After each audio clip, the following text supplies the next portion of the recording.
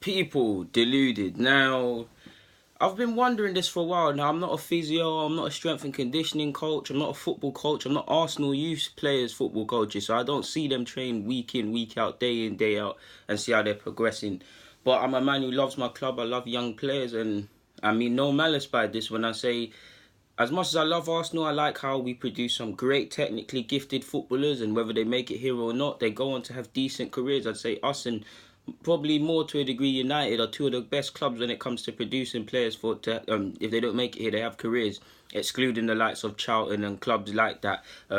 So yeah, United, the ones that don't make it, whether you believe in them or not, you just look at the Premier League, you can see a good contingent of players that have played for United in Kafka, Josh King of Bournemouth, and there's a couple other examples here and there and everywhere.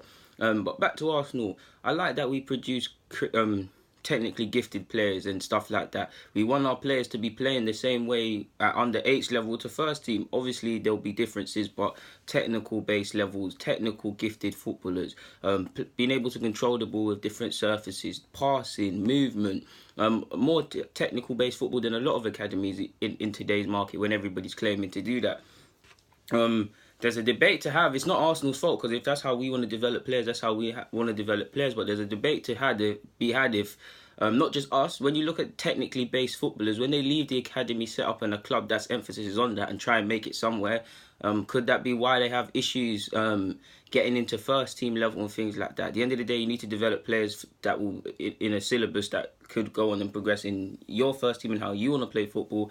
But that's probably why you see a lot of people, you look at Dan Crowley and his initial struggle sadly in English football through no fault of his own, and how he's finding his feet in Holland, to reiterate that example, but sometimes when I watch Arsenal players play, especially the young players, for what they have in technical ability, I think they lack as athletes. We do have quick players, ferocious players, strong players, and what I mean at the beginning when I said I'm not a strength and conditioning coach, because this might be wrong, but I see our players when I watch our youth academy at times, especially when we're playing, for want of better words, against men or senior sides, or even when we play Chelsea and stuff like that, they look out of breath. They're always pulling up with cramps. I mean, even if you look at the game against Cheltenham, the 6-2 defeat, they're pulling up with cramps. They're looking very lethargic. Chelsea in the FA Youth Cup final, you saw Medley get cramps. You start to see a lot of players get cramps.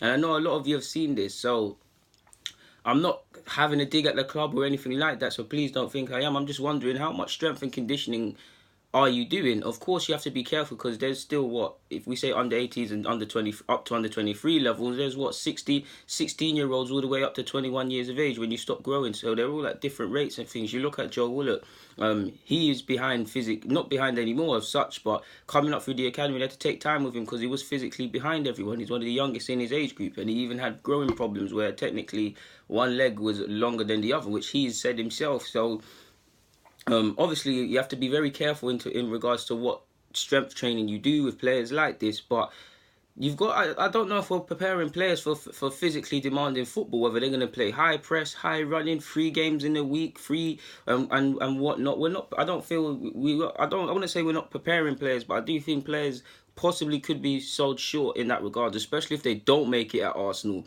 where not a manager's not really going to care for what they've done and what they've won and what they've achieved in their youth career. He just wants to see athletes. I see our players, especially the defensive prospects, man. Like, not to dig out Zach Medley and Ballard, but them two as examples, because they're the two that are the most vivid in my head. They pull down with cramps quite often, especially when we're behind and we've sunk quite a lot of goals. So I have to wonder, like, how much work are we doing in that regards into building physically explosive players? We clearly do. Obviously, I'm not saying they're not, because clearly they are. And if you look at Una Emery's way of football, at least at under 23 level, you'd like to think some of them young players, whether they can have a career here or not, are developing on that side. Because if they're thrown into first team, that's something they're going to have to be able to deal with. But I'm sure by now you get the point, people. So I don't really have to add anything. So for now, people, guys, DG, get in the comments, subscribe, and do the rest. I'm out.